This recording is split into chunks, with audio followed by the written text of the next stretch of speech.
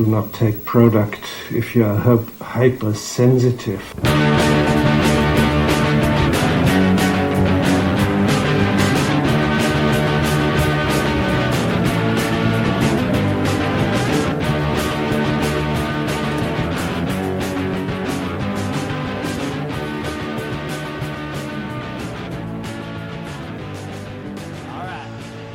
Internet, and welcome back to the Intoxicated podcast. This is the podcast where I have my friends on, and we get drunk and we talk about life. This time, we have third-time returning guest, Caitlin, on the podcast. Caitlin was one of my early day guests. Her very first episode goes all the way back to episode 4, where we talked all about drag and her drag persona, Jacked Off. So Caitlin is an OG guest. She has since moved away from Halifax, sadly. So in this episode, I do catch up with her, and we talk about how she essentially moved to a new town all by herself. She did participate in that town's very first Pride Festival. She also made her return to the stage as Jacked Off. And the main topic of the episode is breakups. Caitlin unfortunately did go through a very recent breakup. And since Caitlin and I's friendship did form over our love of music, we also talk about our top 10 breakup songs. We go full high fidelity on this one. And it was actually harder than I thought to come up with breakup songs. It's been a long time since I've experienced one, so maybe that's why. Who knows? But it was a lot of fun. It's always a damn pleasure talking with Caitlin. She is a fantastic guest. I do miss the heck out of her, and I'm so thankful that she was down to talk so openly about such a heavy subject. And also, we get to geek out about music. We kind of use the breakup songs as a way to drive that conversation. Heads up on this one, we did record remotely because Caitlin is all the way in Ontario, but regardless of that, I did want to record with her. Now, I'm going to be honest, I hate recording remotely. I've done it a couple times in the show, and I don't mind doing it every now and then, but overall, it does kind of feel like it kills the vibe of Intoxicated. But that said, I made an exception for Caitlin. She is a fantastic guest, and we made it work, people. Essentially, what happened with this track was we did have the program that we used to record freeze on us 3 separate times. So we had to do 3 separate sessions, and on the middle session, for some reason, it was picking up my computer mic and not my podcast mic. My voice sounds a bit off, sort of towards the middle of the episode. I do apologize for that. I was so pissed when I found that out afterwards, but it is what it is, and I think I made it work as best I can. So that's why my voice might sound slightly off towards the middle of the show. But thankfully enough, I wasn't talking too much during that part, so it's not so bad. One cool thing I actually did was I made a Spotify playlist to go with this episode because we did talk about a lot of breakup songs, so I am going to link below to that playlist in case you yourself are going through a breakup, or if you just want to listen to some sad songs, that's okay too. Motorcycle Drive-By, people. Listen to Motorcycle Drive-By.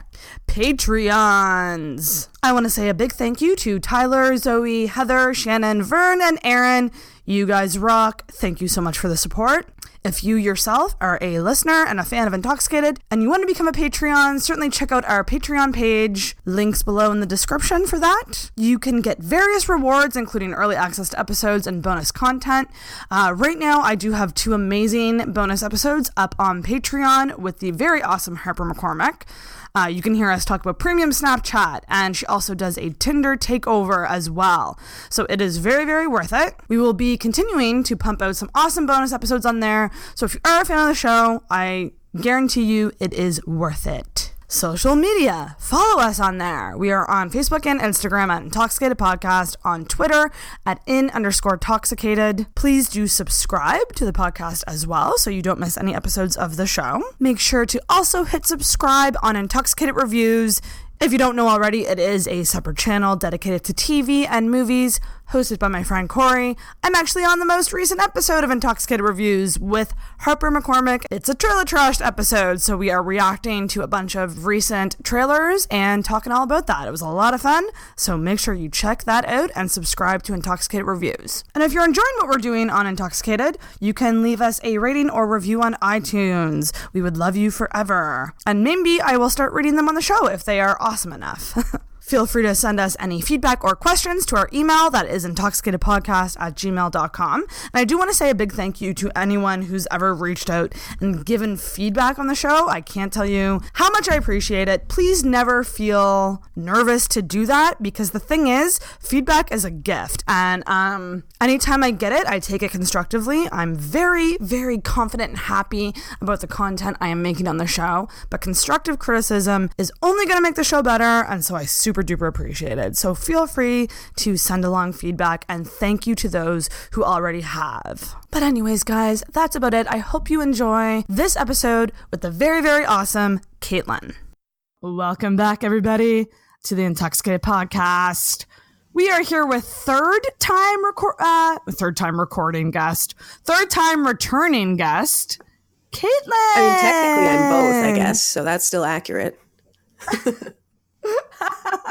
You are being recorded, but this is your third time on the podcast. So I guess that would make this one the charm.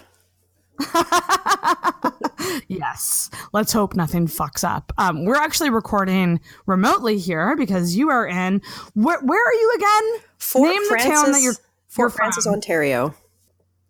Fort Frances, Ontario. It's okay if you've never heard of it, because I hadn't before I moved here. Right. So this is a smaller town in Ontario, right? Very small. Yeah. I think the population is around 8,000, but I feel like that is a generous estimation. Damn. Yeah. So we are recording remotely, but we are both drinking. Right. So yes. I am drinking. I've been patiently waiting to open mine. Oh, yes. You can totally open it. I'm drinking just vodka soda water because you're a classy lady. I've been also really wanting to give myself a break from drinking lately, and it's hard to do when you have a drunk podcast. Mm-hmm. Yep. But I've been doing a lot of drinking lately, so just sticking to what I know. Well, Pride was just happening, right? So that makes sense. Yeah. We'll get into that. About my Pride. My Pride experience this year was a little disappointing, but anyway. A straight girl at Pride had a disappointing experience? Weird. This is it. This is just what I mean. I don't know. We'll get into it. But what, you're drinking a beer from a local-ish brewery? Yeah, local to Ontario? The province anyway. It's called Cheeky Bastard Stout, and it's brewed by Nickelbrook Brewing Company out of Burlington, Ontario. And I have to say, my first couple sips, I dig this. This is good. It's going down nicely. Good. I got That's awesome. an assortment of tall boys because I wasn't sure what I wanted. And I was like, you know what? I'm doing an episode with Sarah in Nova Scotia, which is where I'm from, but I'm living in Ontario. So maybe I should rep the local beers and also try some ones that I haven't had yet. The only one I got that I had already tried before is a blueberry one. I think it was by Lake of the Woods. Excuse me. I think I'm also coming down with a cold. So that was perfect timing for this. Sorry. Ugh. Oh, no worries. I mean, at least I'm getting you before it's really bad. I felt it starting at work on Friday, and I was like, no, I think I'm okay. And then yesterday I was like, I think I'm fine. And then this morning I woke up and I was like, I hate my sinuses. That's where I'm at. I hate that. But that's okay. I'll just drink it away during this episode. It'll be fine. Just drink her away. So, the last time that you were on the show, you were about to move to BC. That's right. Yeah, a lot can change in a year, eh? Exactly. So let's play catch up on that. Okay. So can you give us a rundown of Sparks Notes version of where you are now and how you got there? Okay, so an abridged version of the last 12 months of my life. All right, so yeah, I did the podcast with you, had Pride in Halifax, and then that August I headed to BC because I was moving with my girlfriend at the time. And we went to live with her folks, and we stayed there I stayed there 8 months. Sorry, this is making me really burpy. I'm ruining my own story. So that's one review for this cheeky bastard stout. Makes you very burpy. It's proof that you're actually drinking. I am not faking this. Not at all. Spent 8 months there. My plan had been to go nearer to Vancouver so that I could find a larger radio market and, kickstart my career and get the experience that I had been wanting. Because in Nova Scotia, I was working at a station doing weekends and I was commuting an hour just to do it. Right. So I was actually losing money traveling there compared to what I was making. And I kept waiting for opportunities for growth and improvement and like getting more hours, and it just never happened. So I was, when I started dating my ex, now, I decided, okay, well, this is her plan. I'm going to follow because I've kind of been in a rut in Halifax for a while. Like I like my life. I like my friends. Everything's good. But career-wise, I'm kind of in this stagnant place that I don't see a way out of in the near future because the job market is just, it's no good. So I was like, okay, I will go. And then I wasn't finding any work because I had the opposite problem there. There were tons of jobs, but I didn't have the experience for anyone to even look at me twice. So I ended up doing some freelancing, both audio work and some writing and like audio editing as well. And that was really nothing that would pay the bills. It was very, very small income on the side. And then I took various odd jobs like delivering papers and delivering food for Skip the Dishes, like all these really menial things. Oh, Did yeah. you do that? Yeah, it was wow. brutal. Would not recommend it. It's not worth the tiny amount of money you make. So I eventually kind of got fed up. And so I put an ad on milkmanunlimited.com, which is a radio website that advertises jobs all across Canada. And I was like, so, okay, I keep getting rejected putting applications into all these places. I'm just going to put an ad up and they can find me. And shockingly, it worked. I ended up being on the very first podcast for the website on the very first episode. Milkman, or MMU is what the podcast is called. And then it was, I think not even a month after that, I got an email from my current boss, Daryl. And he was like, I see you worked for our sister station at CKBW in Bridgewater. Would you be interested in relocating? And I was like, well, I mean, if the price is right, sure. Because I mean, I wanted experience that was going to get me these other jobs and advance my career. Because like doing another weekend job was not going to get me anywhere. I wanted to move up and have more responsibility and ideally get paid more. And I got all of those wishes to come true. And like I work full time, I've got benefits, and I work with a great team of people now. So that meant within 2 weeks, I had to uproot my life again for the second time in a year and figure out a place to live and get all my stuff shipped and all that stuff. Like, seriously, it happened so fast. Like, my head was spinning. I couldn't even really comprehend what I was doing. I think I'm still kind of sorting through some of those feelings now, like 3 months later. But I don't know. I went for it. I was like, well, I mean, if I did it once, I can do it again, right? So here I am. Yeah, you move around a lot. Prior to this, I would stay in my rut for years and years and years. That was my thing. But I don't know, being with my ex-girlfriend honestly kind of made me a little braver about some things because I decided to move for love. And then I was like, well, if I can do that once, I can definitely make the same kind of move for my career. And I guess once you've tried something scary, it's not as scary and you can do it again. Yeah, that makes sense. And was she supportive of the decision to move for the job? Oh, 100%. She was practically pushing me out the door. Yeah. Because she knew how important it was to me. And she was kind of at a similar stage with her work.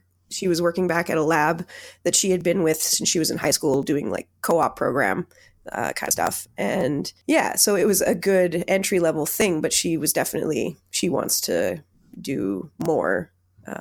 She was kind of at the same stage, like looking for the next jumping off point. But I just found mine first. And then we broke up 3 weeks ago. That's a whole other part of the story. Get to that. Sip a beer for that. So Fort Frances, Ontario. What's it like there? Well, this shouldn't take long. It's I can't hate on it too much because it is a town that's given me a lot of opportunity for my career. But it is it's small town Canada. Like, you could pick this town up and place it any rural area in Canada pretty well, and it would make sense. Obviously, the accents are a little different than small town Nova Scotia, but a lot of the sentiments are the same. Yeah. The big thing here is fishing. Like, actually, this weekend was the Fort Frances Canadian National Bass Championship, and it is A huge deal. It's the biggest Oh, event that happens here all year. Like it's bananas.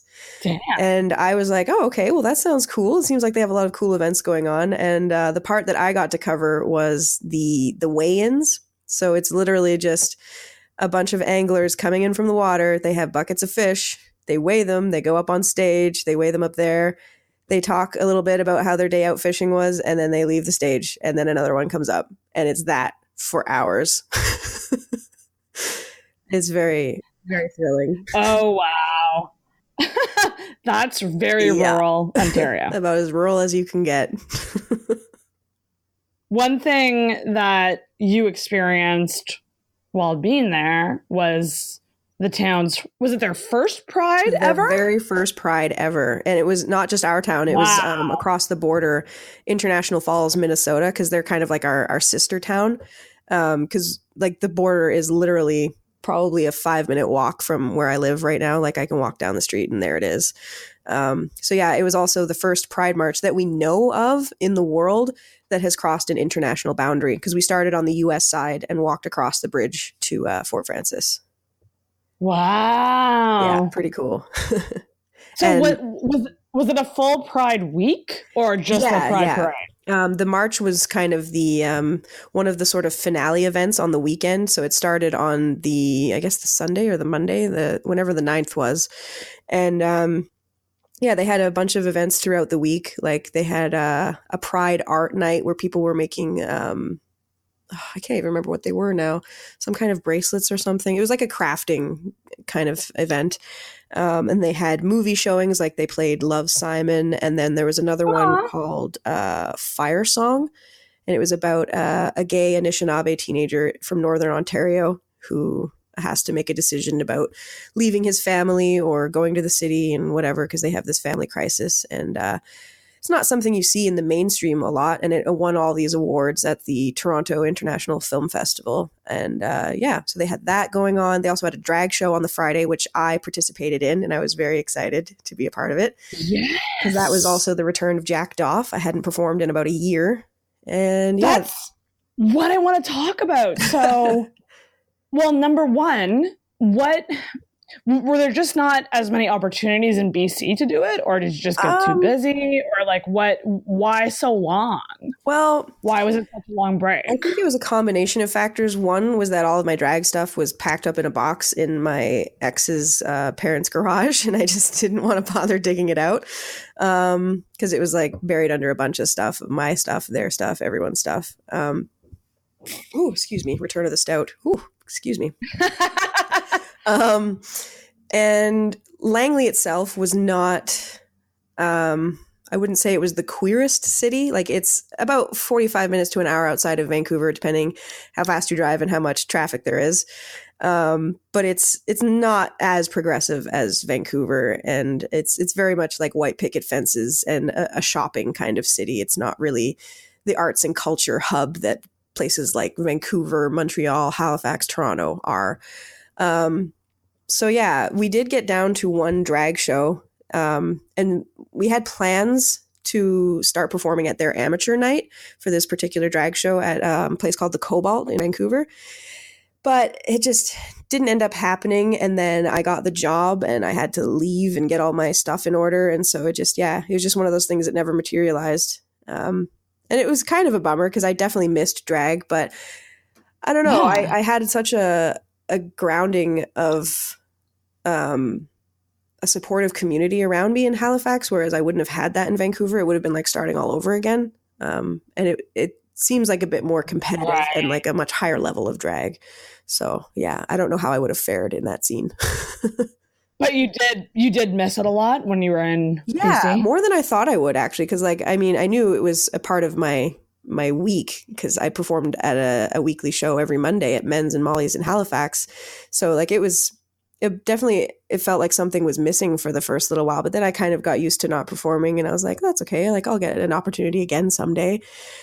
And yeah, I don't know.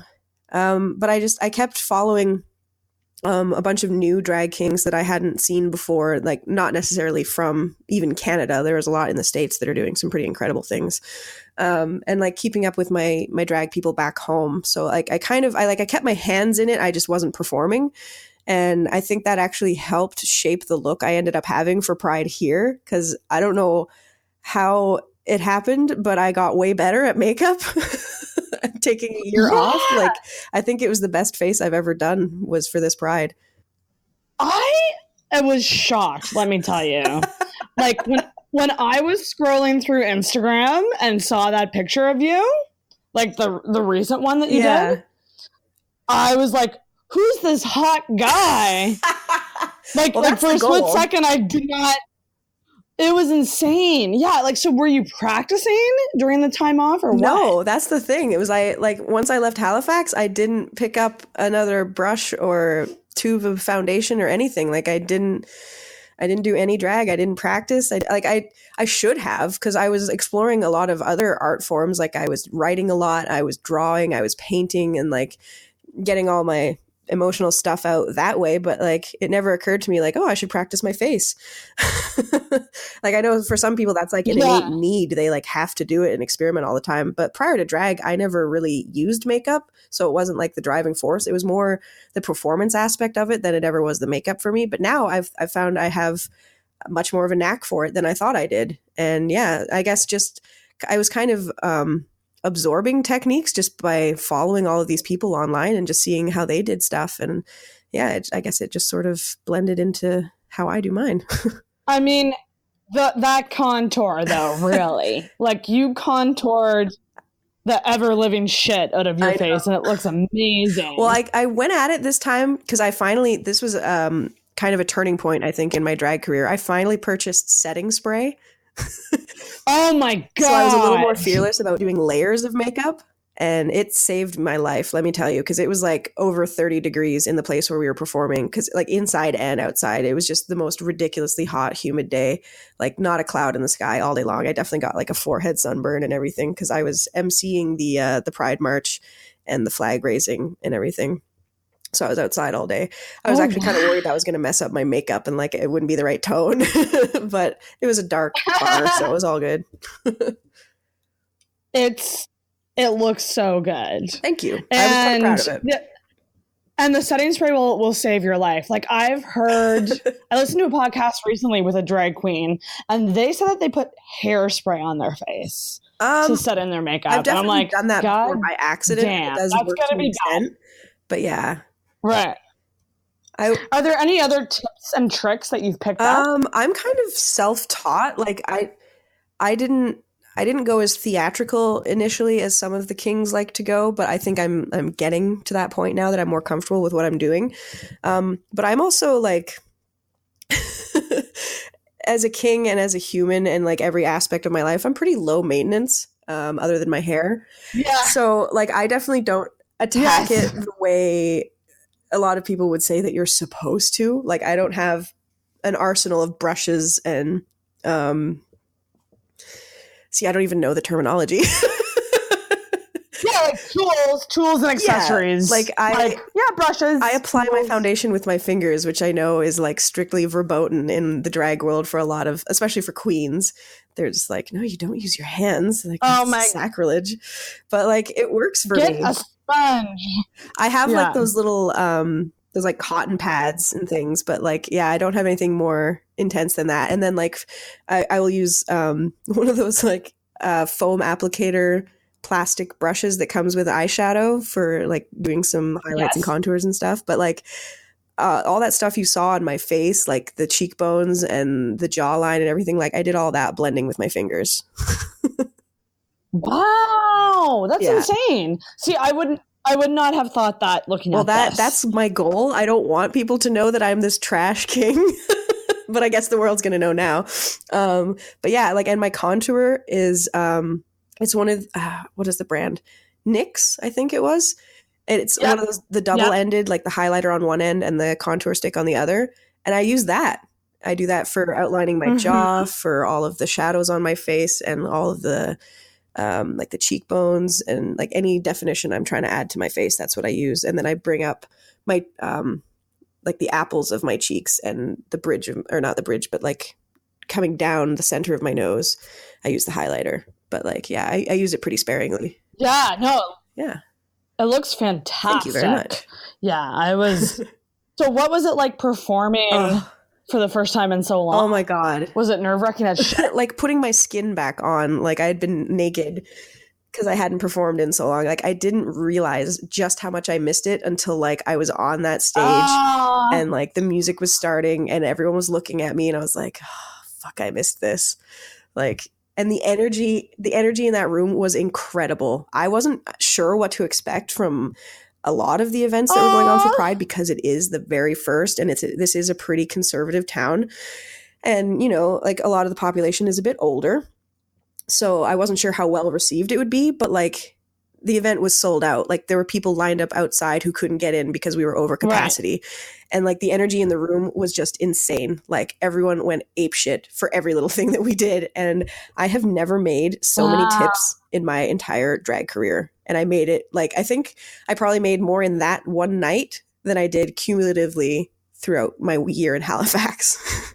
Like it was bonkers. Like I used it to pay for pizza tonight 2 weeks later. Wow. Holy shit. Are they going to do it more regularly now? Like now that they know it did well?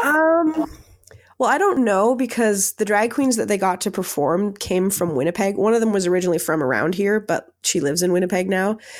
So I was the only local performer. So the only thing would be we wouldn't have much of an arsenal of people to perform, but I was thinking about getting something started in the vein of teaching people makeup because I actually had an 18-year-old girl come up to me after the show, after my performance, and I was standing outside to get some air because it was like a sauna inside the place.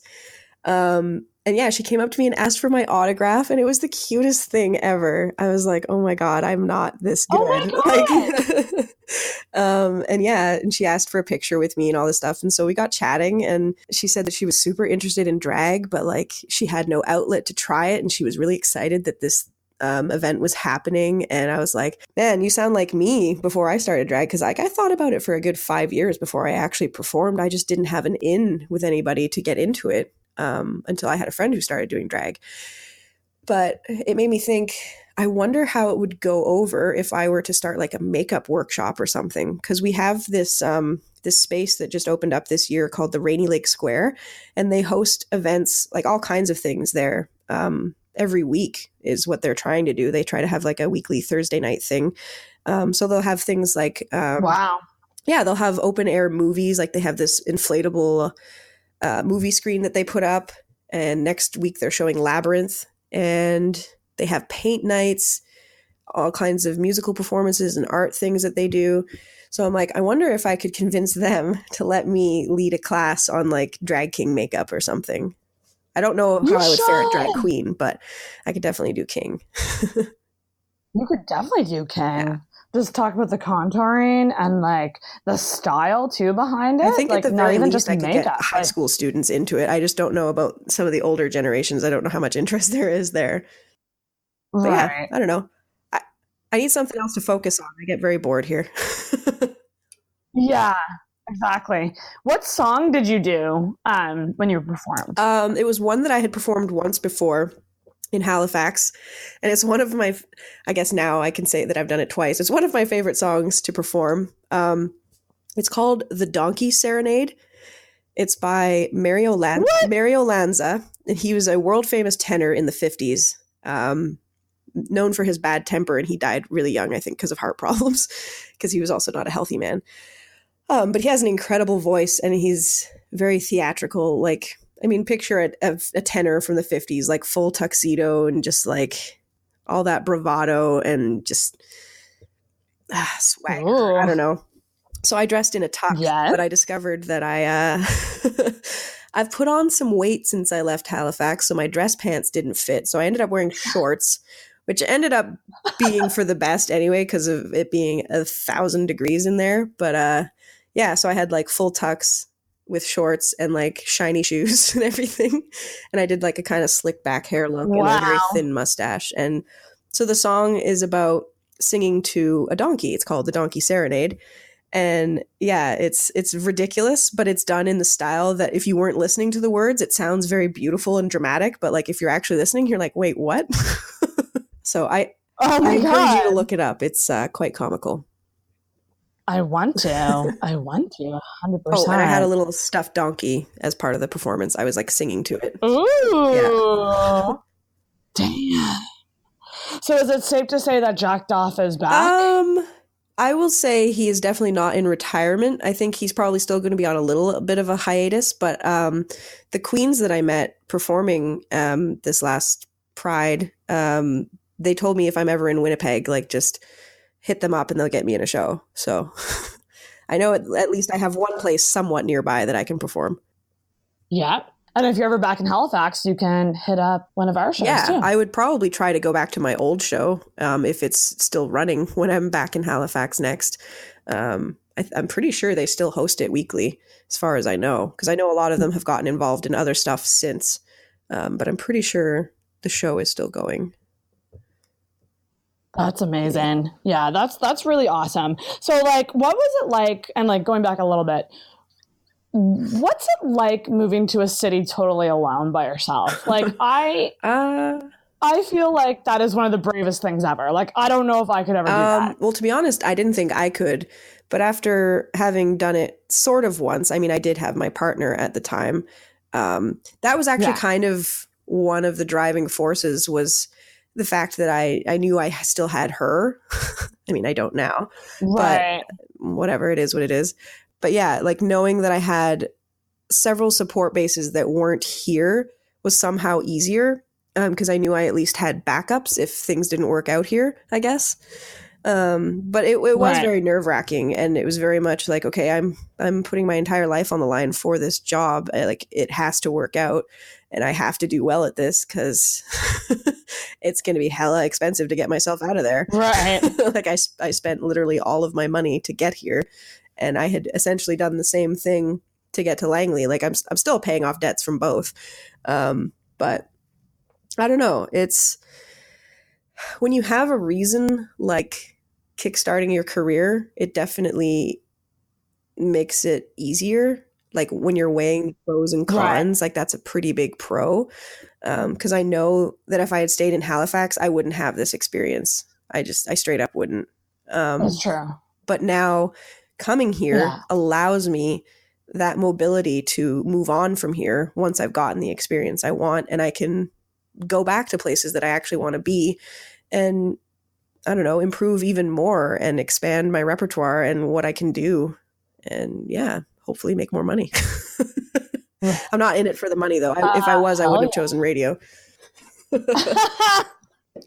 Touche. Saying it like it is. So speaking of feelings, got lots of those. Speaking of feelings, so you went through a breakup. I'm still going through it technically. Still going through it. Me. Yeah. So that happened how long after you had moved to the new place? Let's see. I moved here, would have been April 16th, and we broke up June 29th. So yeah. 2 months, I guess. 3 almost. Yeah. Damn. And so how's it been going? Well, that's a loaded question. I mean, if I am completely unabashedly, brutally honest, it's been fucking terrible. I did not think I would be going through this at 32. Yeah. I kind of thought those days were behind me and I had figured it out and found the one I was going to be with. And I guess I was wrong. So yeah, I don't know. It's been, especially being in a new place, like you were saying, it's been difficult because I don't have that support network that I would have had if I was still in Halifax or even if I was still in Langley. So it's been difficult in that I felt very isolated because the way I deal with breakups or anything negative that happens really is talking through it. Like I will talk it to death until I understand it, you know, which is hard to do when the people you want to talk to are in a different time zone. And like we all have work schedules and bedtimes. But I that said, my know. friends have definitely been very supportive and very helpful, as well as my family. Like my sister was checking in on me every few days, especially the first couple weeks. She's been really good about that because she is like the ultimate big sister. She does look out for me, and it's very much appreciated. Um, and like I've been through some pretty dark periods in the last 10 years of my life, and like people were worried that I might, return to those depths. And if I'm completely honest, I was a little worried myself. But I think just the knowledge Right. of like knowing that people are concerned about that and that I recognize that within myself was enough to kind of keep me from reaching those depths. Cause I don't know. And I've also had a lot of people talk sense into me and be like, look, I know the only thing you want to do right now is like run away and hide and go back to Nova Scotia where everything's familiar. But like, you'd be undoing all of this progress you've made to get to the point you're at. And I'm like, well, that's a really Yeah. good fucking It would point. set you God damn back. it. I guess I'll stay. Like you've come a I long have. way. I really have in many respects. Like if I was talking to high school me right now, I don't think she would believe what I've accomplished at this point in my life. So that's Right. heartening, I guess. But yeah, no, it's been hard because we had a very intense relationship. We were together for a year and a half, and we made a lot of huge decisions that I haven't made with other partners. Like I moved across the country with her. We were friends first. That was the other thing. That was something I hadn't really experienced in a relationship before. Like I had known her almost a year before we started dating, but it was definitely a long time, a lot longer than any of my other partners I had known since before I started dating them. But yeah, so going from that, like seeing each other, like not really going more than a day or a few days not seeing each other, and definitely not going any days not talking to each other, to go from that to completely cold turkey, like we removed each other off of social media, like left all of the group chats we were in. Like she's blocked me on everything because, well, frankly, she knows me and she knows I would torture myself if I had access to all of that stuff. So like, fair point, well made. But yeah, it was really kind of jarring because like she was my best friend. Like she was the person I would go to when I was upset about things. So now like I'm upset about this really huge thing and I can't talk to her.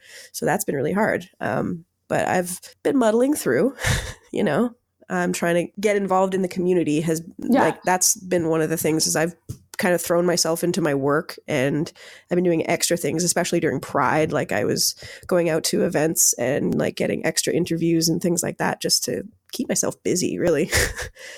Because yeah. That's a great way to deal with it, is to just keep yourself distracted and busy and throw yourself But now all the into major work. events in Fort Francis are over for the year, so I don't know what to do next. Right. But I'll figure it out. And I like your point about the social media thing, about how the blocking really sucks, but it's kind of necessary in a way. Yeah, definitely. So like, would you agree that like out of sight, out of mind is 100% a thing? I mean, I would say it depends on the situation. If you're coming from a toxic relationship, I would most definitely recommend that, because I learned that the hard way with several of my relationships. The most recent one was the one before my last one. She was a full-on sociopath, and I ended up having to block her on everything because I wasn't getting through to her that she needed to not talk to me because she had done too much damage to me emotionally, and I couldn't handle even seeing her name pop up on my phone. It was just like, it was a trigger. So yeah, I think in most cases it's probably for the best, because I've definitely done the other way and like kept talking to exes for like a good 6 months after the breakup, and like with no real break, and it wasn't the healthiest thing, definitely. So I think you kind of have to like know yourself and know the relationship and how the other person operates to make that kind of decision. Because like if you're not someone who's that heavily involved in social media, it might not affect you that much. But like someone like me, I'm definitely pretty involved. Yeah. I mean, which I'm sure you can relate to, because I think you're even more hardcore about social media than I am, which is saying something. I'm pretty hardcore about it, but like, and that's why I'm like, I haven't been in a relationship in so long. I just can't imagine going through a breakup now when it's even more. Well, speaking of intense. which, people have been floating the idea of Tinder at me the last couple of weeks, and I'm like, A, I am not ready. And what are your B, thoughts? I haven't been in the online dating world since about 2012, I think. Like the last time I would have been single was 2013. So yeah, like in around there. And like Tinder wasn't even a thing then. It's like I would be so lost. I wouldn't even know where to start. It's very, I can imagine it would be so And I have to imagine the intimidating. pickings are pretty slim in Fort Francis as well. Like I am the only visible lesbian that I have seen around town. There are a lot of gay men here, but I haven't I haven't spotted too many fellow queer ladies. I know they exist. Oh, I know they're here, wow. but they're very good at hiding. Well, if they're there, they must be on some sort I of would app. assume. I just don't know how prevalent it is here because like they don't even use Kijiji here. It was impossible for me to find an apartment. What? I know. I was like, how do What do you people mean sell they your don't have shit? Kijiji? God damn. That's a really small Right? town. Frig. Well, interesting. Do you think you will eventually work up the courage to I get have online? no idea. At this point, I honestly could not tell you. Like, I can see the merits, and like I know that is the way a lot of people in our generation have gone. And like I know people who have beautiful relationships as a result of apps like that. Like I have a friend that I went to high school with. He met his wife on Plenty of Fish, and they now have three kids. So yeah, so like it can work. And I made some beautiful friendships out of my time on Plenty of Fish. Like the girl who cuts my hair, we went on 2 dates and we ended up being very good friends. Yeah. Oh, wow. It was like over a period of years because like initially she totally blew me off and I was kind of pissed about it, but she eventually came back and apologized. And I was dating another girl by that point, but like I appreciated that she at least, recognized that she had been kind of shitty and wanted to make amends and actually make a friendship out of it. And we're great friends now. And she is the best hairstylist in the world. Like I don't trust anyone else to cut my hair the way that she can. So let's get sad, shall we? I haven't had enough of that lately. Well,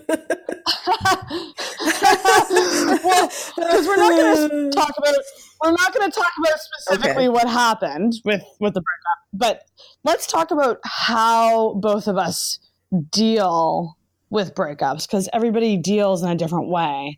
So are you somebody who just lets yourself cry for days on end? This time I was, yeah, for sure. And that is sadly not something that has come to a complete close yet. I will say I'm doing better than I was the first week, because the first week was just like, I think a lot of it was just processing that it was even real. Because I mean, it's almost like a death, right? Like you're mourning a loss, like you're grieving, and there are stages to that. But the person's still alive. Yeah, which makes it. Yeah, I don't know if it makes it harder exactly. But it definitely doesn't make it any easier. So yeah, like I actually something that I did this time around that I've never done before, that I think, I mean, knock on wood, that I don't have to again. But if that day comes and I go through another breakup, I think this was a pretty good coping tool. So I work in audio, right? Like I'm a radio host. Sound is my jam.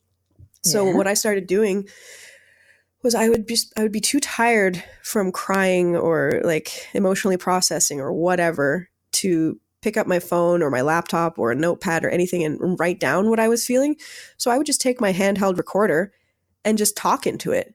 So it was like an audio therapist, kind of. Like I would just get out all of my feelings, and like I didn't have to censor it or filter anything because no one else is ever going to hear it. It was just like speaking my thoughts so that they weren't in my brain and I could at least kind of sort through what I was feeling, because a lot of it was really confusing. I love that. Yeah. So I recommend, especially if you don't mind the sound of your own voice. I mean, you're here on the podcast now, so you're kind of doing a version of that. Yeah, that's very true. But I've got someone moderating it this time. That's true. Did you ever listen back to the recordings? I haven't been able to bring myself to do that because I know there's some really tragic ones in there, and I'm like, I'm not at an emotional place where I think I'm ready to hear a lot of it yet. I feel like it's going to be one of those things where I'll either listen to it like 6 months down the road or 6 years down the road. There's going to be no in between. Right. Yeah. That's such a great idea, though, to just talk. Yeah, it's been great. Like, especially if you are in a new town where you might not have people that you can get together with. Yeah, like rant. I've started to You make friends, but I don't feel like I'm at the stage where I'm like crying in their arms, getting snot all over their shirt while I eat ice cream. Like, we're just not there yet. Fair enough. You have to get there. But yeah, the audio diary is something I would recommend because like it was the other day actually, like or maybe it was yesterday. I don't remember. Anyway, within the last few days, I woke up stupid early. Oh no, it was yesterday because I remember I woke up early yesterday. It was like barely 5 a.m. And I think the reason I had woken up was because of a dream I had, and it was about my ex, which funnily enough, I hadn't done throughout these last 3 weeks of getting over, well, not getting over it, but starting to get over it. I hadn't dreamed about her at all, but then this time I did. And it was one of those ones where it feels so real. You wake up and you have to like, it takes you a second to like register your surroundings and like, okay, that didn't actually happen. Yep. So I had left my recorder in my bed. So it was like right next to me. So I reached over and just like started talking about this dream because like it upset me so much. Like I woke up and I just wanted to cry.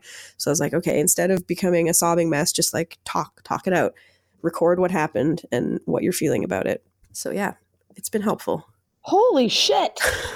I feel like this would be a great podcast one day is for you to just release these audio files. Oh, wow. Yeah. Maybe after I'm dead. So I don't die of embarrassment. It'll live on. It'll live on. If anyone ever finds these recordings, you have permission to release them. I'm okaying it now. Perfect.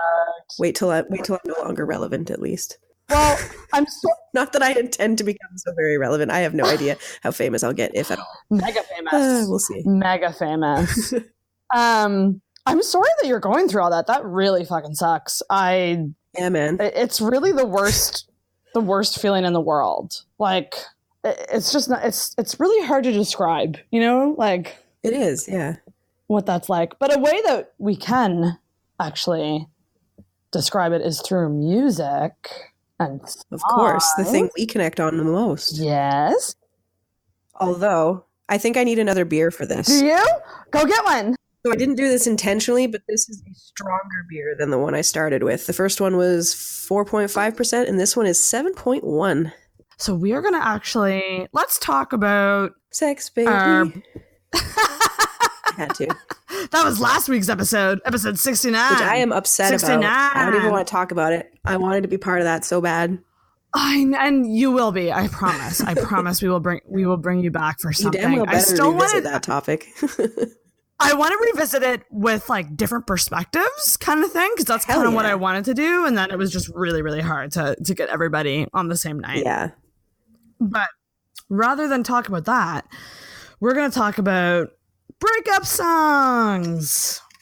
So I decided to go full high fidelity on this shit. Hell yeah.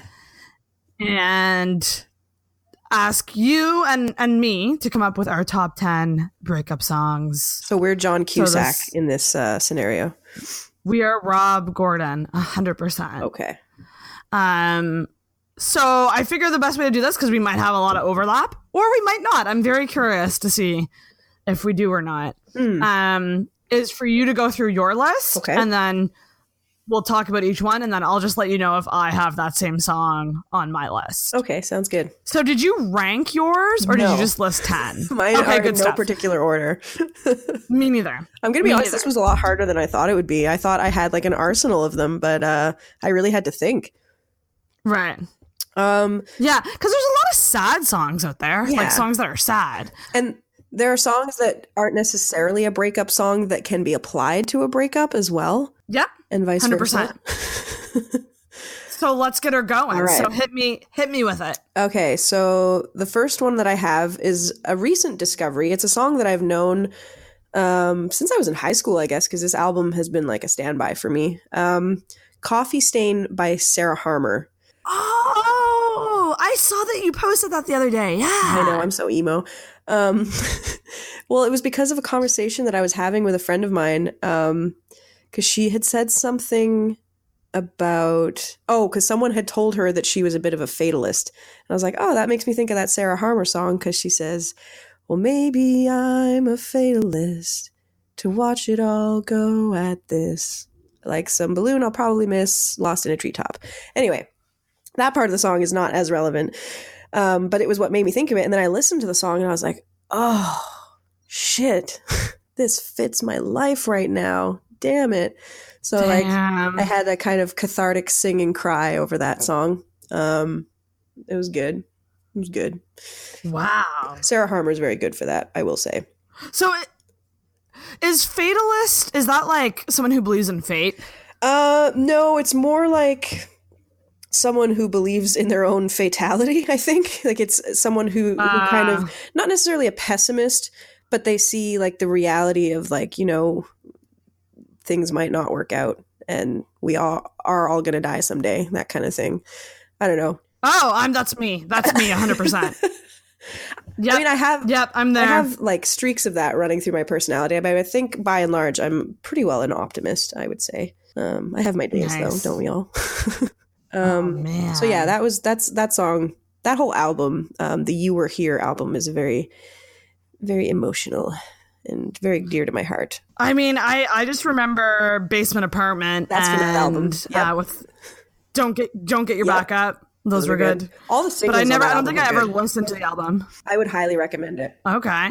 I will have to check that out. So, in no particular order, the next one, this is something that I've been jamming for about 3 weeks straight. So it's a band. Their name is Haim. I don't know if you've heard of them, but I've actually been meaning to recommend them to you because I feel like they would be 100% up your alley if you haven't already heard of them. Yes. I think I have heard of them, but I need to I think more. The best way I can describe them, especially this particular album, is like if Fleetwood Mac had formed in the 80s and was all girls and sisters. That's kind of their sound. Oh, wow. They definitely know what they're doing. Like I think a lot of people would characterize them as a pop band, but they're definitely a rock band because like they play all their own instruments, they write all their own music, they have an excellent command of their harmonies in a way that only siblings can, and they're just they're incredible musicians.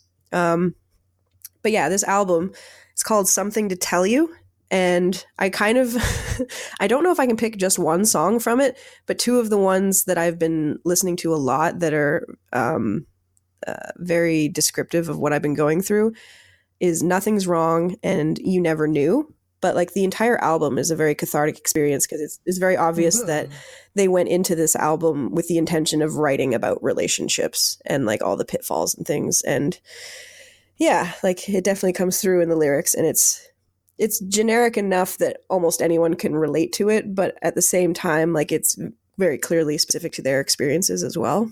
Yeah, it's really, really good, like, ballads to belt out as well as poppier songs. Right. I was going to say, is it, like, slower? Is it slower or faster? I would say it's kind of a mix. Like, a lot of it is upbeat because it's very much, like, they're from California, and it does have a kind of, like, summer album feel overall. But they do have some slower ones that get a little sad. But, like, you can skip those if you're not into it. Right. But yes, I would highly recommend that entire album because it's been getting me through. So the next song is going in a bit of a different direction. Let's take a turn. And some of these songs that I've chosen, I have a very specific person in mind. And it's not necessarily a recent thing, but like these songs stick in my mind because of this or that ex. So this one was the girl that I dated right before my last girlfriend. Undiagnosed sociopath. It's a song from Papa Roach, the angstiest. Oh my God. Yeah, it's called Not That Beautiful, and it was from their Connection album, which was released in, I think, 2011 or 2012. That album initially got me through a different breakup, kind of after the fact. Like, we had been broken up over a year at that point.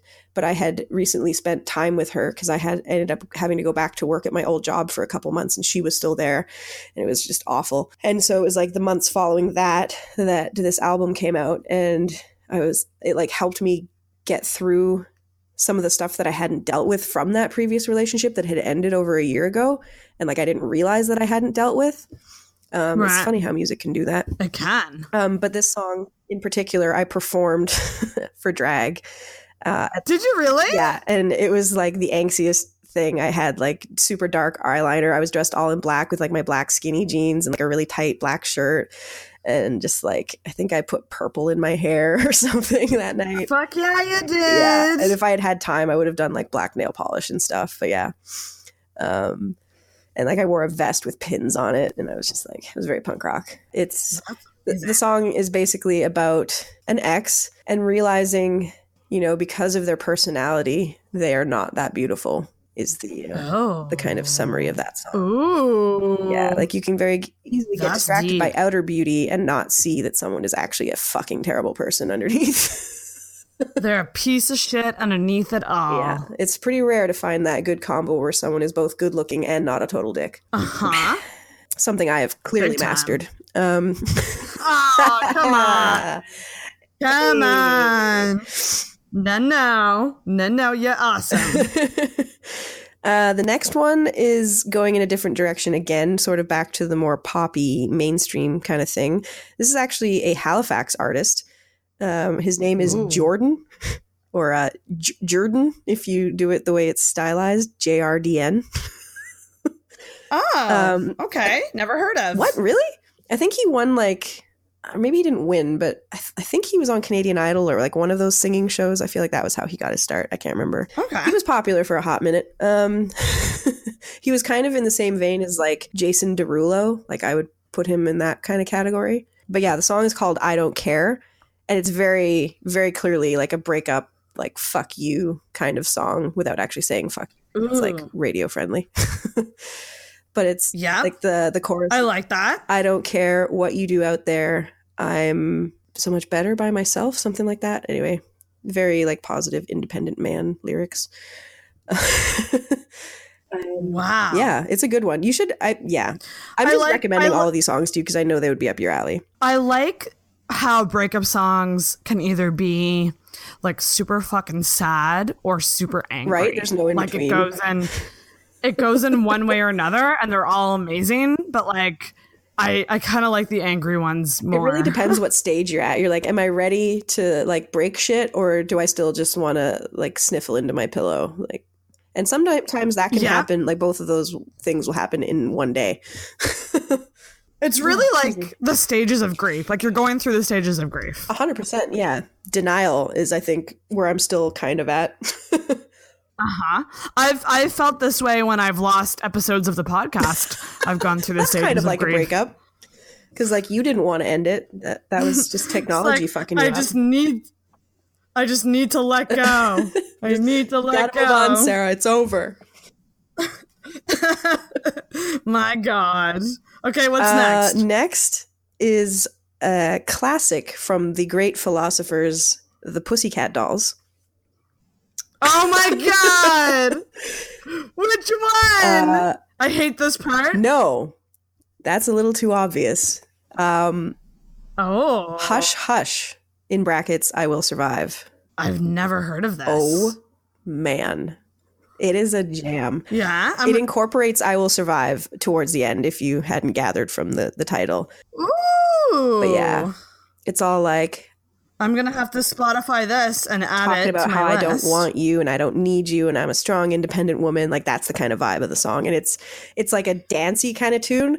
So you can like sing out your frustration while like getting your cardio. I love it. I'm very sad that the Pussycat Dolls aren't around anymore. I feel like they had their day in the sun and they served their purpose. And I don't know if the current climate would be appropriate for the Pussycat Dolls to make a comeback, but maybe in like another 10 years, we'll see where we're at. Because I know all about all this stuff clearly. Like, listen to fucking who am I even? I'm just gonna keep drinking my beer. Oh man, Pussycat Dolls. That takes me back. So it's called Hush Bracket. I Will Survive. I'm pretty sure that's the title. I Will Survive. I didn't actually look any of these up. I just went on memory. Very nice. Very nice. I just literally wrote down the titles of the songs. So there you go. Sweet. So Hush, I Will Survive. Yes.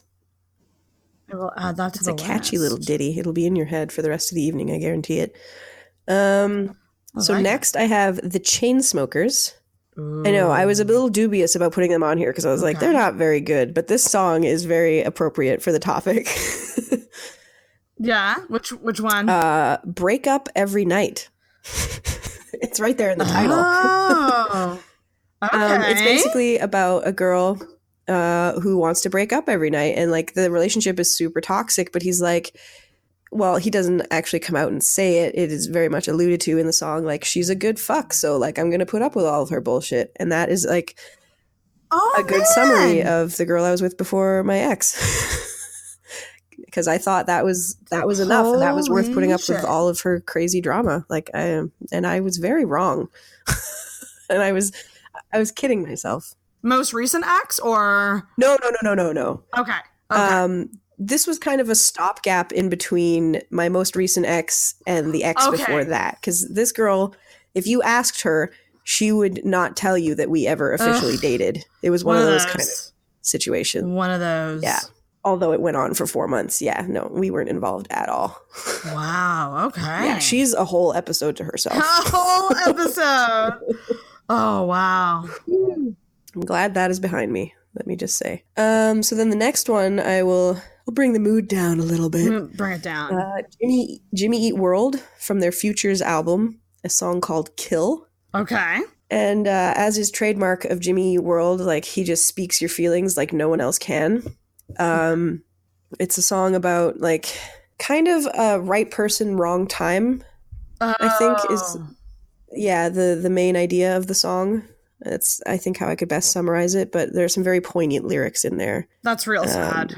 Yeah, like, I know what I should do, but I just can't walk away. Like, that's one of them. You kill me, you build me up just to watch me break. Like, yeah, it's very, very emotional, but also really beautiful. Like, it's a really good song. Damn. So we haven't had any overlap yet. We haven't had any, but mine, like I said, like, I feel like mine are super mainstream ones. Like Taylor Swift's entire albums. Yeah. I definitely have Katy Perry. But actually, there is one Katy Perry and one Taylor Swift, and then the rest.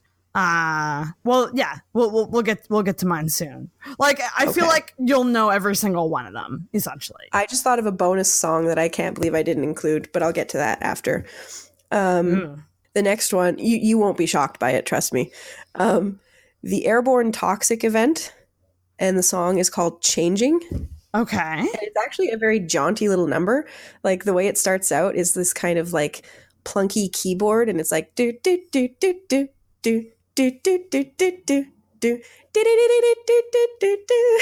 Oh wow. And so it sounds like it's going to be like a real jam and a half, and like going to be talking about really happy things, but it's all about this guy who's in a relationship from his point of view, and how he thinks his girlfriend is basically just wants him to change, and like he can't do that. Like, he is who he is, and it's like, if you didn't want this version of me that is me, then it's not me you want to be with, kind of thing. And yeah. Right. What's Excuse it called? Me, I think it's told from the perspective of Changing by the Airborne Toxic Event. I think it's sort of told from the perspective of being slightly post-breakup, but not long after. Excuse me. Okay. I know, I'm getting way too analytical about this. I know, I like it. I like it. See, that's what I like about like songs. I like actually dissecting lyrics and Hell yeah. And like the stories. The music is sometimes kind of secondary. Yeah, big time. Okay, the next one. This is, I think, a little more in vein with like anyone's top 10 list. This is a bit more mainstream. It's a classic. Alanis Morissette, You Oughta Know. That's our first overlap, bitch. I knew it. I knew if any of them, it was going to be that one. Yes. Oh, yes. Yes, All it's an right. overlap. Should we cheers to that? So You Oughta Know, Alanis Morissette gets a ding. Woo! It gets a ding. Great. It is literally, like, it could be the best breakup song ever made, really. I quite agree. It's gotten me through some shit, let me tell you. Yeah, especially if you've been through, like, a cheating on situation. Yes. Especially for that. For me, it was, like, because I knew the song, obviously, from my childhood, because Alanis Morissette was all over the radio when I was a preteen, and I was a big fan. But the song took on new meaning when I had gotten broken up with. This would have been like 3 girlfriends ago now, like 2010. So my girlfriend at the time broke up with me, which was like sad, obviously. But then to add insult to injury, I had introduced her to, this is where it gets so complicated and so lesbian. I had introduced her to the ex-girlfriend of my ex-girlfriend. And they had kind of become friends and started hanging out. And like not even a week after we broke up, they slept together. And I was like, you guys wouldn't even know each other if it wasn't for me. Fuck you. So I posted the song on Facebook and was like very kind of like, I guess the Facebook equivalent of subtweeting them. Being like, yes, fuck you, how dare you? Oh my God, big time. Except in this case, she was a younger version of me, not an older version like in the song. And who hasn't like taken a lyric from that song and posted it as a status, or like a personal message, hoping that whoever fucked you over saw it? Yeah, 100%. Would she go down on you in a theater? I just love the way she says theater. I just love how she sounds throughout the whole song. It's just very like raw. She's great, right? Like her expression is unmatched by anyone else who has come after. Oh my God, yeah, it's the best. It is the best. So let's see if we have any more overlap. I have one left and then my bonus song. So let's hear it. We'll see. So the very last one I have before my bonus is by Lloyd, and it is called Dedication to My Ex, in brackets, Miss That. Oh, okay. What? And it has like a very kind of like doo-wop 50s kind of feel, but modern because he drops a lot of F-bombs. Yeah. Well, without putting too fine a point on it, the chorus, the reason that it's abbreviated to Miss That in the brackets in the title is because the repeated lyric in the chorus is Miss That Pussy. Oh, shit! But obviously you can't say that in the title of a song if you want to market it. So they just put Miss That. But yeah, if you don't pay attention to that particular word throughout the song, it doesn't sound nearly as crass. Like it just sounds like a I love like that. Like Bruno Mars could have released it. That's hilarious. Highly recommend. That's so funny. And now for the bonus song. Yes. This is one that will not shock you in any way, shape, or form. Third Eye Blind, Motorcycle Drive-By. Yes, bitch! That's on my list too! Woo! That should have been at the top of my list. I don't know what I was thinking. That truly is, yeah, that's up there. Like, I know we're not ranking, but that's got to be up there. Yeah. What are, like, some of your favorite lyrics from that song?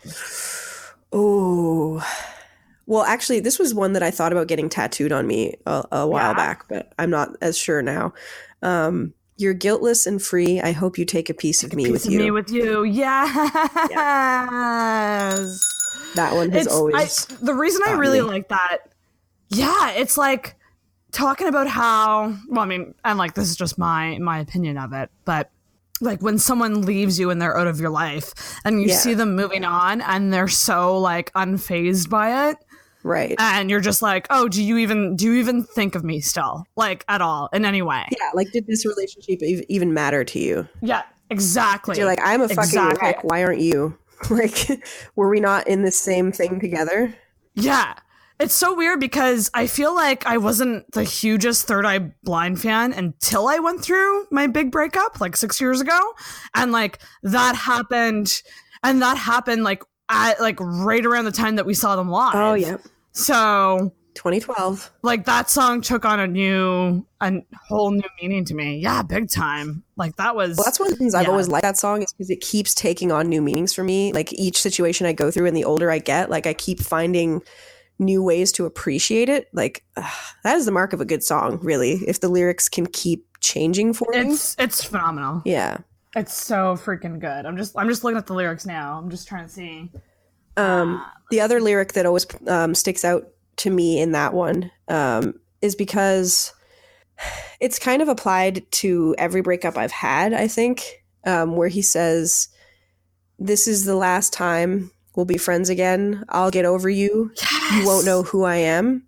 And I'm like, yeah, because these things do change you. You do become a different person because like you can't possibly stay the same when you're going through something like that, because you grow and you learn how to deal with this pain that you're feeling, and you come out on the other side a completely different person while still being yourself. 100%. And it builds character too. Like I often think I'm just like, if only my ex knew me now. Like, right? Yeah. Because I'm totally different now than I was when I was with him, you know, like. But yeah, you could also so much paralyze better. yourself thinking that way for the rest of your life. Just like, oh, I wish these people from my past could see me now. But like, you won't truly move forward if that's all you focus on. So Exactly. God damn, I love Motorcycle Me too. Drive-By. Oh, it's so good. I still think it's my favorite Third Eye It Blind 100% song. is my favorite Third Eye Blind song. No question. Hands down. Since I was 11. So good. And so you have was that your bonus, or do you have a bonus? Yeah. I'm done. Okay, that was your bonus. Okay, so we had 2 overlaps. Okay, so that means you should have 8 left. So I have 8 left. So Someone Like You, Adele. I actually almost put that on, but I was like, but yeah, Right? For sure. Another level of sad. Like when Adele came out, it was just like she made sadness cool. She did. She really, really did. It was like okay this is rolling in the deep of your tears with Adele. Yep. And this is a song that like people will belt out at a bar. Like the crowd will just start belting it out. We actually had a music competition at the station recently, and one of the contestants submitted that as a cover. That was her submission. Yeah? Yeah. Oh my gosh. It's definitely a coverable song. Oh, big time. I mean, yeah. That song is... I think it speaks to the, you know, seeing the person move on kind of thing. Seeing It them does, for sure. settle down with somebody else. Yeah. And it really fucking goddamn sucks. But you'll get over it and you'll be fine. You're going to be fine. It's totally but fine. But it really sucks at the time. Not It talking really about your does. personal life here at all now. Nope. Not relatable. No, not at all. I'm being totally vague. Yeah. But actually, so the next one I have is interesting. It's Somebody That I Used to Know. Of course. Shit, all of these obvious ones that I didn't think. They're all very obvious, but that's just because like I had a hard time thinking of them. Yeah. So I was trying to think of ones that like are kind of like they'll always be really good. Mainstays, kind of yeah. breakup songs. For sure. Yeah. So Somebody That I Used to Know is definitely a fuck you breakup song. It's funny that you should bring it up though, because I heard that song the other day and I hadn't heard it in a while, and it actually got me a little emotional, not because of the song, but because Kimbra is featured on that song. And my ex absolutely loved Kimbra. We went to see her actually this year in Vancouver, and it was like the best night. So I like got emotional because of that, hearing the song. Yeah. Because like I had no connection to Kimbra before that, like hearing that song, but now I do. Damn. So, yeah. Anyway, back to you. And I love the lyric, I felt so lonely in your company. Yes. Because I've definitely There's something experienced about that line. Yes. Right? Not with my Big most time. recent ex, but with others, definitely I have. Yeah. It's just, I love it when bands nail it with a lyric. I know. Like it's really simple and to the point, but they nail it. I know, it's incredible. It's like, how did you manage to use these words that seem so ordinary on their own, but the way you've combined them, it like speaks to my fucking soul. Like I'm always so impressed Right? with songwriting And that's ability. That's why I love Third Eye Blind, because Third Eye Blind, like it's their lyrics, you know? Like, so then I have, let's see here. So this is where we get into the Katy Perry territory. All right, here we go. There's a song on her most recent album called Miss You More. Okay. And I was originally going to put Thinking of You on here. Of but, course. This one's like, well, straight up, it's about John Mayer. Right. I believe. So, like, the main point of the song, like the chorus is I miss you more than I loved you. Ooh. So it's essentially, yeah, I know. I know. It's actually, it's like one of my favorite songs. Like the whole album isn't that great, but this song on there really stands out to me. And there's another line in there that's like, we were a match, but not a fit. Oh. And that sticks with me still to this day. Damn. So it's the idea of a relationship that like is not good. Like it's good in some ways, but really bad in other ways. And she's essentially saying like, now that I'm not with you, like I miss the companionship more than I actually ever loved you. Wow. It's real deep. Again, super simple lyrics. Super simple I feel like lyrics. that's how some of my exes feel about me. Oh no! No, it's fine. This is a totally fine realization. I Well, now you got to listen to it. It's a slower song, but it's very we'll have simple. to trade lists but after this and like scope out each other's picks. Oh, big time. And I'm going to put the songs in the show notes for sure. Oh, good call. The next one that I have is All Too Well by Taylor Swift. That one I don't know. It was never a single, but it's kind of one of those album favorites that like fans just loved. It was about Jake Gyllenhaal. And it's very dramatic. She played it at the Grammys. She was tossing her hair everywhere while playing the piano. Like you do. As she does. And it's just a beautiful song. It just tells the story of a relationship from the beginning to the end. And it does so like quite beautifully. That is kind of her MO. Yep. And the bridge, it gets real, she gets real dramatic in the bridge. Not Taylor Swift. Nah, never. Never. Also, I just need to interject for a quick second. I just noticed on my beer can, it says best served in a glass. Well, I fucked that up, I guess. Because I'm like 3/4 of the way through the can. Not switching now. Why would it be different? I guess because you wouldn't taste the kind of hints of metallic flavor from the can. Oh, maybe. It does taste different in a bottle versus a can, I find. I generally prefer a bottle, but I like wasn't committed enough to buy like a whole 6-pack of something. I wanted to try a bunch of different ones, so I got Tall Boys. Right. Oh, man. Good old beer. I drank some earlier today, and like it made me feel like shit. Well, I've done hard liquor on the previous 2 episodes that we've done, so I was like, I'm going to change it up. I'm going to drink some friggin' beer, man. And here I am sticking with the hard liquor. Heck yeah. But yeah, All Too Well. Really good. A standout lyric is, "You call me up again just to break me like a promise. So casually cruel in the name of being honest." Oh. Yep. It's great. Ow. It's fantastic. Jake Gyllenhaal took her virginity and then fucked her over, and she wrote a song about it. I had no idea they even dated. I can't keep track of her history, man. For a hot minute, they dated. Not very long. Whew.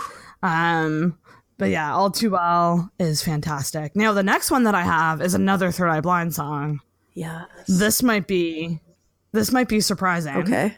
I'm ready. It is How's It Gonna Be? Oh, yeah. See, to me, that's a breakup song. No, definitely. I always viewed it that way. Depends on how you look at it, but it does have it's a great 90s. Like, every time I hear it, I'm just like, this is the 90s. You know what I mean? Like, it has that 90s. Ultimate 90s, nostalgic feel. Exactly. But my favorite lyric in that song is, I don't see lightning like last fall when it was always about to hit me. Yes. That's one of my favorite lines too, actually. It's one of my favorite lyrics, like, of all time of any song. Because I'm just like, that resonates with me so much, because we stay in really bad, dangerous relationships because it feels good. Well, it's not necessarily that it feels good, but it's comfortable, and the unknown is way scarier. Right. Exactly. Yeah. When it was always about to hit me. Like, I like, it's actually, the lyrics come before that line, but it's in that same like stanza where he's like, "Where we used to laugh, there's a shouting match, sharp as a thumbnail scratch." That always got me, because I'm like, a thumbnail scratch, that could mean anything, but like, I picture it as like a thumbnail scratching like your skin, because that can fucking hurt. And it is a sharp pain, much like a shouting match between a couple who is arguing. I don't know. His imagery is just like unmatched, man. Fantastic. Like, I picture visuals when I hear the song. Like, I almost picture like a porch, like a deck, and then like lightning in the background. Because he talks about the hammock and everything, so I picture like a veranda where it's like hanging. Yes. Yeah. Yes. And like it's like the storm is just getting started, so like the wind is picking up and everything, and like the hammock is swinging in the breeze, and it's like really gray, and yeah, like I totally get a visual for that too. We're the same. I know, like, right? We're on the same page. This is what we connected on initially in like the beginning stages of our friendship. So it's what's gonna keep. Oh, it makes me so happy. I fucking geek out over this shit so hard. I love talking about songs. We will always be together. We'll never break up. We will always know each other. So the next one is a classic. I think it's classic for everybody. All right. It's Don't Speak by No Doubt. Yes! I was actually reading about Gwen Stefani recently, and she was saying that she like doesn't like performing songs from that whole album because it's just too painful for her now. And I'm like, that's fair. It was a very raw time, like recording an album with your ex and then performing it on tour with your ex. Like that's fucking, I can't even imagine. Yeah, that's crazy to me that they like dated and then I broke know, up. living with your ex for a little bit after the breakup is hard enough. Touring with them, spending every waking moment with them, recording an album. Like, fuck, that must have been so hard. Yep. And then they stayed in the band. Like, they didn't break up. That was crazy. So crazy. So Don't Speak is it's just the classic. It's just, there's not much more to say about it. It's the classic heartbreak song. And then I had You Wanna Know. And then I go full on just total pop star. And I picked Since You've Been Gone by Kelly Clarkson. Oh my God, I actually love that song. No, that's a good one. I might actually just like blast that after we're done here. It's such a good if we ever did another lip sync car lip sync video, we should do Since You've Been Gone by Kelly Clarkson. 120% be down for that. I used to kill that song. It's just so good. It's just how the chorus just like picks up and you're just screaming. Oh, something I think that you will appreciate because you're as big a music nerd as I am. I don't even know how I stumbled upon this. It was one of those like weird YouTube holes I fell down years ago. Love those. But there is a kind of more punk band, rock, I guess. Ted Leo and the Pharmacists. They do a mashup of Since You've Been Gone and Maps by the Yeah Yeah Yeahs. Because like that breakdown part of Since You've Been Gone where it's like do-do-do-do, do-do-do-do-do, is just like Maps from the Yeah Yeah Yeahs. And he does a cover mashing them together like on an acoustic guitar, and it's fucking incredible. That's unreal. Your listeners should also search that up because it's gold. Everybody, I'm hoping that this episode like just oh my God, I have such a good idea. I'm gonna make a Spotify playlist with all these songs mentioned. Yes, do it. Yeah. Brilliant. Yeah. I'm gonna do it, and then and then when the episode comes out, I'll share it. So my last one, because I knew I had to throw Coldplay in there somehow. Yeah, they're depressed. I actually have it as kind of like a tie between two, which is The Scientist and Fix You. Yep. I think to me, like whenever either one of these songs come on, I will cry, like almost guaranteed. Like doesn't matter if I'm going through a breakup or not, I will remember what it's like Fix You in particular. I think like just the lyric when you love someone and it goes to waste breaks my fucking heart. Yep, dagger through my heart, man. Hard. I actually have a weird kind of memory associated with The Scientist that isn't emotional in any way. It's actually kind of funny. This would have been years and years ago. I think I would have been 18 or 19 at the time. And I had gone to a friend's house for a house party for New Year's Eve. And she lived kind of like out in the country. This is when I still lived in the valley. So she lived like out on a mountain road. And there were a bunch of us from school drinking there that night. And I don't know how it ended up this way, but we were all on my friend's bunk bed, like on the bottom bunk. And I think there's maybe one or two people up top, but most of us were crowded on the bottom bunk. And someone put on The Scientist by Coldplay, and we all just started singing it together. Like it was this really melancholy moment that brought us all together, like wasted out of our trees, just like singing this to each other and being really dramatic. And then like we had this really cathartic laughing period afterwards. And so like whenever I hear that song, beautiful. That's what I think of, is just like drunkenly singing it with my friends in high school. Like it doesn't have the emotional power that it should for me because of that. That's hilarious. Coldplay's so good. I really like Coldplay. They're decent. That was another one of my ex's favorites. So like they've taken on a bit more meaning for me now than they would have previously. But yeah. Yeah. But Fix You to me is like, Fix You is, I don't know, it just gets me every time I hear it. Yeah. Because I mean, it's wanting to improve the person, but not like change them necessarily, but just like help them be happy with themselves. And apparently it's about when he was dating Gwyneth Paltrow, or when they were married. and Gwyneth Paltrow's dad died or someone. It was either her dad or her mom. One of her parents died. And she was like, she went through like a dark depression, and like the song was about that, like him trying to help her. Damn it. Yeah, I know, right?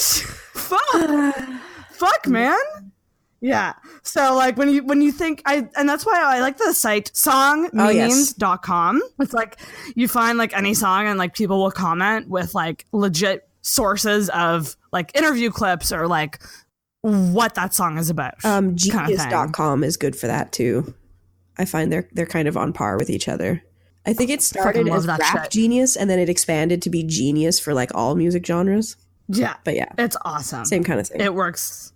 I geek out so hard over that. I love that. I love thinking a song is one way and then like finding out the backstory. Well, what gets me is when a song like completely changes meaning, when I've found out what the artist's original intended meaning was, and like I took it a completely different way, and I'm like, oh, because then you kind of have those layers of meaning, and you like, depending what mood you're on, you can apply whichever one you feel suits it the best.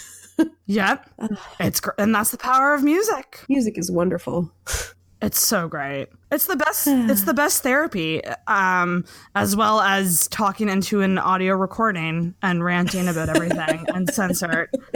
I think we could create like a breakup package for people. Like get an audio recorder, download this breakup Spotify playlist, and eat a lot of food. Actually, just make it an app and have it combined with like a ready-made Spotify playlist, an app for recording, and then like the Domino's app or something, and just like bundle it in a package. I love it so much. Oh my gosh, phenomenal! God damn. Well, Caitlin. This was fantastic. I'm so happy I got to come back on the show. I've missed Intoxicated. I've missed you. I've missed you so much, like. I'm so glad we got a chance to connect, and thank you so much for talking about your experience, despite it being so fucking raw. But I think we made it good in that we talked about music, and we used that as the discussion point, you know? Yes, this has been an excellent distraction from my extremely depressing life. Just kidding. It could be much worse. I'm doing okay. I'll be fine. You're doing okay. I think so. Better than I was, anyways, which is saying something. You're on the up and up. I'm trying, man. I'm trying. And you're only going to go up from there. So obviously you're going to come back on at some point. Like you're a regular at this point. It sucks that you live so far away and we can't drink in the same room together. I would also hate this to be my last episode. Like you just went through a breakup. Your life sucks, and then never hear from you again. Fuck no. Hell no. No, you can come back. You can. But anyways, we'll just wrap her up here because I think I got well over an hour of footage, so we are good to go. But thanks so much, Caitlin, and good luck with everything and the new job. And I hope Jack Doff continues to do shows here and there and builds a fan base, and I hope to see you back in Halifax at some point. Well, I will be there in August of next year because I have a wedding to attend. So. Mark your calendars. So I will see you in at least a year from now. That's good. Yeah. That is good. That is really good. But thanks so much, Caitlin. Thank you. You rock. You're welcome. And you can follow Jack Doff on Instagram, right? Yeah. Jack__Doff. There's not much drag stuff on there anymore, but you can scroll back and find some old stuff and the stuff from last week as well. Hell yeah. So give Jack Doff a follow. So you don't have a bell on your end. I don't. So I'm going to ring it for you on my end and say, ring that bell. Woohoo!